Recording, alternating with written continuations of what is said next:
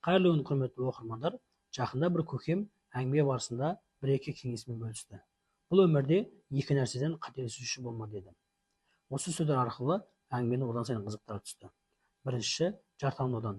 Бұл таңдау сені жетістікке жеткізеді, немесе құрдымға кетуіңе себеп болады деді. Екіншісі, мамандық таңдаудан. Өз қалаған мамандығын таңдап, мамандық бойынша оқып, мамандық бойынша жұмыс жасасаң, жетістікке жетесің деді. Енді қара, мамандықтан қателесіп, өзің қаламаған мамандықты оқып, уақыт өте келе мамандықты қайта оқуға болады.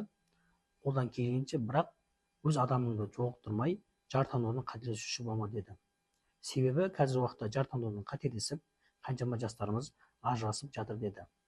Ислам дінінде Алланың елшісі бір хадисінде қыз баласына үйленетін кезде 4 нәрсесіне қараңдар деген. Біріншісі дүниесіне, екіншісі тектілігіне, үшіншісі сұлулығына, төртіншісі діндарлығына деген. Сендер қолдан келгенше діндарлығын таңдаңдар деген. Яғни қыз баласына үйленетін кезде тақуалығына, адамгершілігіне қарау керектігін айтып тұр.